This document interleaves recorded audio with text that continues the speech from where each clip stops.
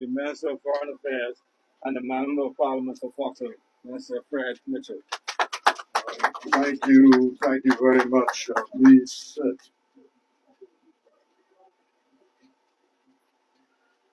So on this occasion, I want to first of all thank the chairman of the men's branch, Mr. Joseph Johnson, for assembling his members here this afternoon to pay tribute to Henry Taylor and to organize this 2 days of activities in the Long Island constituency.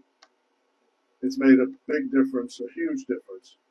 And I want to thank them for bringing their energy and organization abilities and personified in the actions of Keith Cox, who was, when we started this, the chairman of the men's branch and who just spoke to you a few minutes ago. And we remember, as we pay tribute to the men's branch today, and tribute to Keith Cox and his organizing ability, our friend and colleague, Terence Bethel, who was so instrumental, one, in organizing the men's branch, and secondly, in the early stages of this program, was here every year trying to make sure that this went well. And we remember him today as if he was still here. And that's part of what memorials are about. You know, I always remark that when you go to funerals, people announce that they're going to remember someone forever. And of course, a week later, or a year later, hardly anyone shows up. So it's very difficult. It's not easy to remember. And one of the ways you do remember is you set a time every year to come by and remember those who sacrificed to make it possible for us to be where we are today. Thank you, for Father Strawn, for being here as well. And the two, I'm not sure what you call them formally, seminarians who are with us from Codrington College.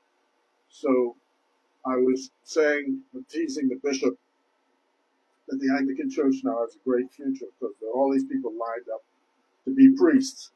And I'm trying to figure out what's in the priesthood. All of a sudden, you've got all these people who want to be priests. Must be some money making in there. And the citizens of Clarence Town and Long Island who are here, particularly our old friends, Mr. and Mrs. Minnis, who are here, and they were here from the start. Some of those who were here at the start actually have gone on. And I want to, in particular, thank the grandniece of Sir Henry Taylor, who is with us representing the family here this afternoon. Sir Henry's house is right across the street. She's been here the last several years, and I'm happy that she's here to see this service and how things have transpired over the years. So mine is an easy task, really, because I considered Sir Henry a friend. But I've got to tell you, one of the last things he did was to take me on a tour of Government House. I'd never been upstairs in Government House before. And he was of advanced age, as you know, and I was a little afraid as he was going up the stairs. But he took me up the stairs and showed me all the rooms in Government House. So that was my first extensive tour. But the story really starts when I used to run the party's newspaper. And he was living in Miami at the time. And every time I wrote something about the party, he would write me a letter. In those days, they had these gray, it was like one sheet of paper. And you bought it from the post office, and you could write on both sides, and you then sealed it, and it became a letter. And so I would always know when it was hit, because this particular thing would come. And you have to be careful opening it, otherwise you would rip what's written. And he used to tell me stories about the party. But if you want to know about his lifetime, there's a book which is written called My Political Memoirs, which he wrote himself. And my friend David Forbes who is the clerk of the House of Assembly now, helped him during the years put all those notes together so that that book is available. And that tells you the story of how everything got started. And he starts off in 1910, which is the first election that he remembers. He says, what year was he born? He was born 1903. That's right. So he was 7 when the first general election took place in 1910. And what he remembers is, in those days, you had open voting. So what would happen is, well, first of all, he said you never saw the representative until it was time for election. And then they would show up, and they would have sacks of flour and sugar. And you would get 5 pounds before you voted. Then you declared your vote. And once you voted the right way, you got the 5 pounds of flour after you voted. And that practice continued until 1949, when the secret ballot was started in the Bahamas nationwide. And he was elected in 1949 as a member of Parliament for Long Island. And he served in the Parliament until 1956. He lost the election in 56. Was re-elected in 1960 for 2 years, when the British imposed some changes on the Bahamas Constitution, which expanded the number of seats in New Providence. So he got one of the seats in what was called the Far East. He and Arthur Hammond were elected in 1960. Now, what he says is that in 1953, he's in the House of Assembly, and he had a conversation with Cyril Stevenson and Bill Cartwright. William Cartwright, his son Peter, is probably going to join us tomorrow. William Cartwright was then the Member of Parliament for Cat Island.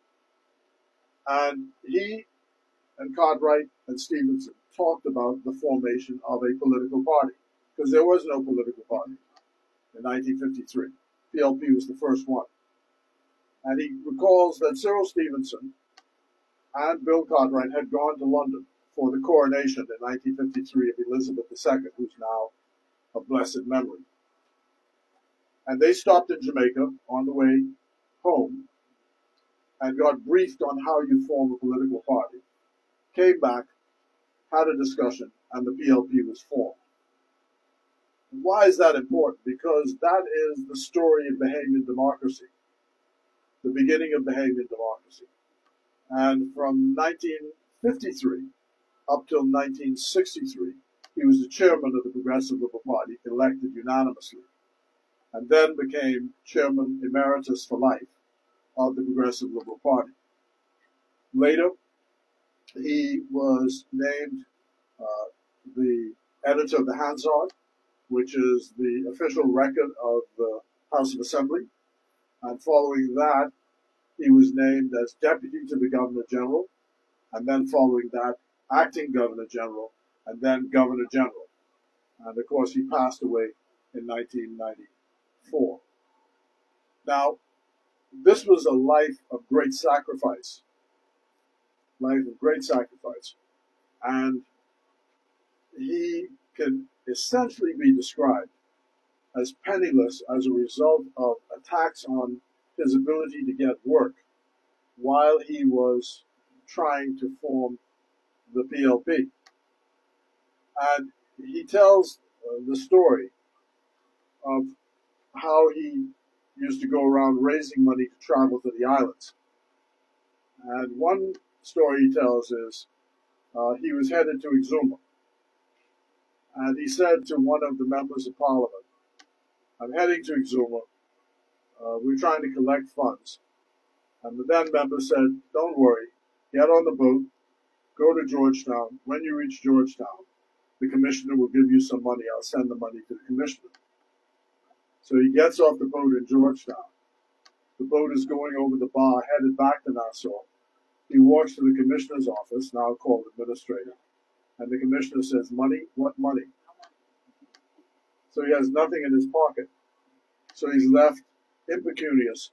And if it were not for the goodwill of the late Max Bow of the Forest, that he was able to survive during that trip in Exuma. But it just tells you the level to which the sacrifice took place, sacrifice of family, friends, to make sure that the Progressive Liberal Party was successful. I don't think we should forget him, and that's the reason why I try to do this every year. And today we remember him, remember that sacrifice, and his commitment to the founding of the modern democracy in the Bahamas. And yes, we will find Bill Cartwright, and we'll find Cyril Stevenson where they're laid, and at one time pay proper tribute to them. But today, this afternoon, is the time for Henry Milton Taylor, who we named as our first chairman and the founder of the Progressive Liberal Party back in 1953, and I dare say, the founder of our modern democracy. Thank you, and God bless you. Thanks for coming.